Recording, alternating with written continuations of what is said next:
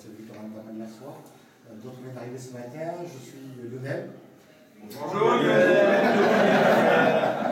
Alcoolique depuis 20 ans. Nous aussi, ça se voit pas. Alors, quelques informations avant d'attaquer le briefing, c'est important. Tout d'abord, on m'a chargé du recouvrement financier. D'accord? Donc, c'est pas la partie la plus simple, la plus intéressante. Donc, je serai disponible derrière tout à l'heure après le briefing. Vous pouvez venir me voir. Ça concerne les pilotes, même s'il y en a plus beaucoup. Ça concerne les accompagnateurs pour le buffet de midi. Donc, c'est 10 € la participation. Et ça concerne aussi les visiteurs qui mangent avec nous à midi et qui ne sont pas invités par midi. D'accord? Ok? Voilà. Ça, c'est le premier point. Deuxième point, bon, on tenait à remercier l'équipe de JT Drive, entre autres le patron, Manu Damiani, qui doit normalement passer aujourd'hui, d'après ce que j'ai compris. Voilà. Donc, si vous pouvez faire un bon accueil, parce qu'il nous a fait des conditions exceptionnelles pour venir tourner aujourd'hui. C'est pour ça qu'on a pu organiser ça. Ça, c'est le deuxième. Au niveau, oui, bon, important. On tenait aussi à remercier Mini, Nice et Saint-Laurent-du-Var pour sa participation financière qui nous a permis donc, de réduire les coûts de vos frais d'inscription. Et en plus, ils nous ont amené le petit déjeuner. Donc, vous allez pouvoir en profiter tout à l'heure. Donc, vous avez deux représentants du service commercial. Donc, vous avez Pierre et Virginie.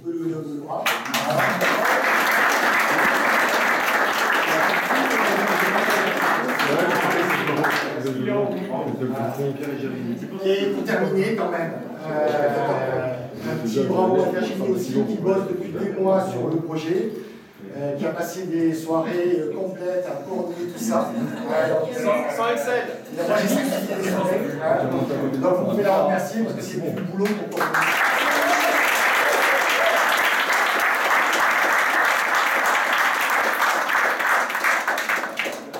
Je vous laisse entre les mains de JT Drive pour le briefing. Merci. Donc bonjour à tous. Je suis le seul membre de l'équipe aujourd'hui qui ne sera pas de JT Drive, puisque je suis le responsable de la piste. Si vous avez un problème dans la journée ou une question, n'hésitez pas à venir me voir ou à aller voir les moniteurs. Donc le nouveau circuit Driving Center a ouvert aujourd'hui il y a un an et 2 semaines pour être précis. Et c'est un circuit qui a été fait en complément de la grande piste qui est juste derrière la butte qui est là. Donc derrière on a une piste compétition et vitesse qui est reconnue comme une piste mondiale, c'est le 4e plus beau circuit du monde aujourd'hui. Et ici on est sur la nouvelle piste école qui est ouverte il y a un an pour découvrir le pilotage et ne pas se mettre tout de suite sur la grande piste qui va très très vite, mais apprendre vraiment les bases ici. Voilà le but de la piste. Le tracé est juste derrière moi, ici, c'est une piste qui fait 1,6 km qui tourne comme la majorité des pistes dans le sens horaire. Et nous sommes à ce niveau-là. Je ne sais pas si tout le monde voit bien. Le bâtiment est représenté ici. Vous êtes ici. Voilà, c'est ça. Mais comme le plan est amené à bouger. Donc, ici la pit lane qui est juste devant le bâtiment, on verra tout à l'heure en sortant. On vous demande de rouler au ralenti dans les stands. J'ai mis quelques chaînettes devant pour que tout le monde reste sur les marches. De toute façon, c'est là où on voit le mieux. Et puis pour un niveau sécurité, vu qu'il y a beaucoup de monde aujourd'hui, ça va être beaucoup plus pratique. On demande uniquement aux pilotes éventuellement de sortir de la voiture quand ils sont en pit lane, mais de ne pas forcément se déplacer beaucoup devant le bâtiment. D'accord ? Il y aura Clément aussi, pas Clément, mais Benjamin, qui est dans le coin là-bas, qui m'assistera pour la sortie des stands en bout du muret, parce que le muret est relativement haut et vous ne voyez pas ce qui se passe dans le bout d'une droite qui est juste derrière. Donc on a placé un feu qui est juste au bout du muret des stands, et de cette taille-là, vous le verrez en sortant de toute façon, qui sera rouge ou vert. Rouge, évidemment, on attend et on se présente devant la sortie des stands. Et une fois que Clément ou moi mettons le feu vert, à ce moment-là, vous pouvez vous élancer. Quand le feu est au vert, il n'est plus question d'hésiter sans partir à fond, mais c'est que la piste est libre, vous pouvez y aller. Nous, on détermine la sortie des stands par rapport aux voitures qui vont arriver derrière.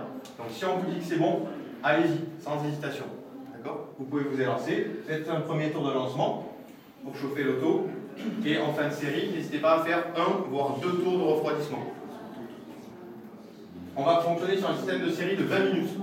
Toutes les 20 minutes, ça va changer de session. Donc le premier groupe sera le groupe des experts, démarrera en début d'heure jusqu'à la 20e minute. Le groupe des moyens de la 20e à la 40e minute. Et le groupe des débutants de la 40e jusqu'à l'heure suivante. D'accord ? Faites des petites séries avec vos autos. C'est quand même vos autos tous les jours, avec des pneus de série pour la plupart. Donc ne faites pas 20 minutes à fond, sinon vous ne tiendrez pas la journée, vous, et la voiture non plus. Donc faites des séries de 5-6 tours, un tour de refroidissement, repartez pour 5-6 tours pour rentrer au stand. Pendant les 20 minutes, vous pouvez ressortir dans les stands, venir boire un coup et repartir pendant tout le créneau. Donc c'est pas 20 minutes, si je sors, je ne peux plus y retourner. D'accord? N'hésitez pas à faire ça. La particularité de cette piste, c'est qu'on fait la sécurité routière également. Donc on a deux zones qu'on appelle les zones de faible adhérence. Au sol, vous verrez, c'est de la peinture blanche, c'est de la résine. La première est ici, vous la verrez tout de suite en sortant des stands, et la deuxième est sur la partie haute du circuit. Si vous arrivez d'aller sur ces deux zones, c'est de la résine, vous repartez au ralenti. Tout simplement parce que la résine, si vous repartez trop vite, vous allez tout arracher en restant sur place.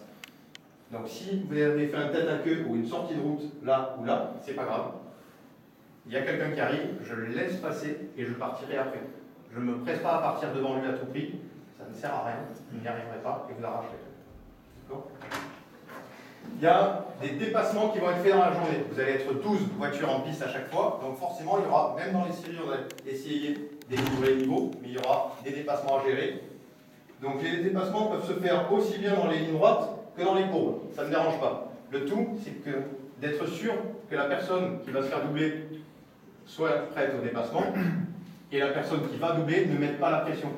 On va doubler, il y a toute la journée pour rouler, donc ne cherchez pas à mettre la pression à l'autre, ça ne sert à rien.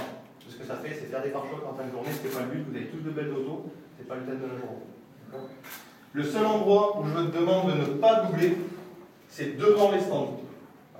C'est une ligne droite, je sais, mais c'est trop court, effectivement. Parce que le temps d'identifier en sortie d'épingle que le dépassement peut se faire, vous allez accélérer, et au moment où vous allez accélérer, c'est normalement déjà un point de freinage. Donc ici, on ne double pas. Si ici, vous avez vu qu'il y avait quelqu'un derrière vous, ben, c'est pas grave, vous attendez d'être dans cette partie-là, et à ce moment-là, le dépassement se fait en toute tranquillité, en toute sécurité. Gardez toujours bien des distances de sécurité, et vous avez toutes les voitures de tourisme équipées de clignotants, donc on va vous demander de mettre le clignotant du côté où vous allez vous serrer, et vous ne bougez plus de là. Que ce soit à droite ou à gauche, on est sur un circuit, peu importe, mais une fois que j'ai mis mon clignotant, je ne bouge plus de là jusqu'à la fin du dépassement. Quand vous dépassez, ne vous remettez pas tout de suite devant. Attendez d'avoir aussi une distance de sécurité suffisante pour vous rabattre. D'accord ? On va vous demander de rouler ceinturé, ou avec un harnais si certains ont un harnais. Le casque attaché et correctement, pas juste posé sur la tête. C'est important de l'attacher. Et puis le thème de la journée, je crois que c'est de passer une bonne journée, donc que l'esprit soit bon, les dépassements se fassent tranquillement, dans tout le respect de chacun. D'accord ? Petit dernier point au niveau des drapeaux. On a 3 feux sur la piste, donc ceux qui devraient descendre, dont je vous ai parlé tout à l'heure, un en bout de ligne droite ici, un en deuxième bout de ligne droite. Les feux vont nous servir à vous donner des indications. Le drapeau jaune, c'est qu'il y a une sortie de piste sans gravité, mais on vous demande de ralentir quand même. Vous pouvez rester en piste jusqu'à ce qu'on remette le drapeau vert pour vous dire c'est bon, l'incident est reparti. Drapeau rouge, l'incident est un petit peu plus important.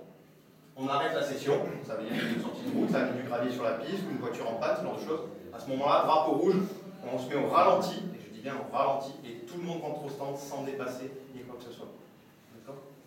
Drapeau bleu, ça veut dire que vous n'avez pas vu qu'il y a une voiture plus rapide derrière, c'est pas grave. Ben, dès que les conditions le permettent, vous vous serrez à droite ou à gauche pour laisser faire le dépassement. On est conscient qu'il y en a parmi vous qui n'ont jamais roulé sur circuit, donc on va vous aider avec ces petites infos pour que la journée se passe au mieux. Si vous avez un incident sur la piste, une panne, une crevaison, quoi que ce soit, on vous demande de rester dans la voiture. C'est là où vous êtes le plus en sécurité. On arrête la session, je viens vous voir avec le quad, et là, on intervient sur la piste. Et dès qu'on peut, la session repart. D'accord ? La seule condition pour sortir de la voiture, évidemment, c'est le feu. Et ça, normalement, ça se fait assez naturellement. Est-ce que quelqu'un a une question? Tu gardes une garde, non? Ouais. Les fenêtres, on vous demande de les fermer, de laisser maximum 2 doigts d'ouverture. Voilà. De toute façon, vous allez voir que si vous voulez vitre ouverte, vous n'entendez plus rien, ça fait un brouhaha terrible. Donc normalement, si on ne vous le signale pas en bout des stands, parce qu'on l'a pas vu peut-être de mauvais côté, au bout de 100 mètres, vous allez vous rendre compte. Pas trop. Le damier, forcément, on sera à la fin de session. Et le rouge, oui, alors le drapeau, ça peut être aussi bien un feu qu'un drapeau à main. C'est la même chose. Quand vous avez dit qu'on pourrait faire 2 tours après, donc ça, vous faites le drapeau à damier et après on a 1 ou 2 tours pour rentrer. Si vous sortez naturellement avant la fin de session, prenez le temps de faire 2 tours, tranquillement. Si vous voyez qu'on vous met le drapeau à damier, ça veut dire que la série suivante va arriver. Donc à ce moment-là, vous faites un tour au ralenti et vous sortez.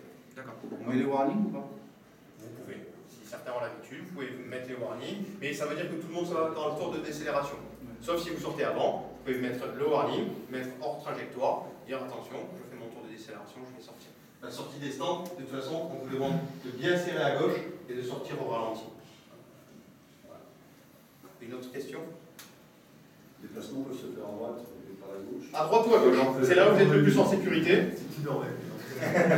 Donc les déplacements peuvent se faire aussi bien dans les pages du bas que dans une ligne droite. Pour les déplacer par la droite, vraiment, c'est Ouais, mais peu importe. C'est toujours celui qui se laisse doubler, reste sur sa trajectoire et n'en bouge plus. C'est la seule règle. D'accord. La deuxième zone où je déconseille de doubler, c'est ici. C'est un peu la même raison que là, c'est que si on n'a pas réussi à doubler là, on n'y arrivera pas là. Et je vous laisse faire un premier tour, partez tranquillement. L'erreur que font beaucoup de gens, c'est de partir trop vite dès la première série. Non, vous avez toute la journée, vous allez avoir un grand nombre de séries, un grand nombre de tours à faire. Hier, il y a des gens qui ont roulé toute la journée, qui ont fait 150 tours. Ce soir, si vous avez fait 80, 100 tours, c'est que vous aurez fait une grosse journée, vous serez fatigué. Donc ne brûlez pas les étapes en voulant partir faire un chrono au 3e tour, ça ne sert à rien. Mais au contraire, prenez 3, 4, 5 tours s'il faut, tranquillement, posez les bons gestes, c'est bon. Je laisse la parole à Aurélien pour ceux qui n'ont jamais roulé sur circuit ou qui voudraient faire un petit rappel sur tout ce qui est plus spécifique au pilotage. Et dans 1 minute, la piste ouvre. On commence donc avec le groupe des experts, qui sera suivi par les moyens, et ensuite les débutants. On vous demande de vous présenter en pré-grille 3 minutes avant, entre 3 et 5 minutes avant, vous alignez en pré-grille. Ça vous laisse le temps de mettre les gants, mettre le casque, et comme ça, à l'heure pile, on peut démarrer à chaque fois. Alors rapidement, bonjour à tous. Frédéric ici présent et moi-même, Aurélien, faisons partie de l'équipe de GT Drive. Donc là, ça concerne tout le monde. Sachez qu'on a une mini GP2 à votre entière disposition. Si vous souhaitez essayer cette voiture-là avec nos petits conseils à côté. Donc, on est tous les deux moniteurs diplômés d'État. On connaît bien la piste, tout mystère pour nous. Donc voilà, si vous avez besoin d'un petit peu de sensation sur une voiture de 218 chevaux avec de bons conseils à côté, n'hésitez pas. On fait les tarifs promotionnels. Donc, ceux qui sont intéressés, vous pouvez venir me voir directement moi ou Fred. Voilà, donc ça on fonctionne sous forme de tours, bien sûr. Donc ça va de 4 à 12 tours. Voilà, en fonction de votre budget, bien sûr, en fonction de vos attentes. On peut s'adapter. Sachez aussi qu'on est à votre entière disposition sur vos véhicules personnels. Si vous avez besoin il y a une trajectoire que vous n'avez pas bien saisie, vous sentez plus faible que ce que vous l'espérez, vous voulez peut-être progresser, il y a peut-être un freinage raté, quelque chose, on peut monter à côté de vous, vous emmener sur 3, 4, 5 tours et vous coacher en fonction de votre niveau. Donc n'hésitez pas, là c'est pareil, c'est gratuit, c'est un libre service et vous vous adressez à nous. Voilà. C'est bon pour tout le monde? Ouais. Donc là, c'est l'heure. Le groupe des experts, vous allez pouvoir vous mettre en pré-grille. Et ce que je vous conseille, vous n'êtes pas obligé, mais c'est recommandé. Les débutants et les moyens, restez avec moi. Je vais vous faire un petit topo sur... Oui, pardon. Avant que tout le monde sorte, un petit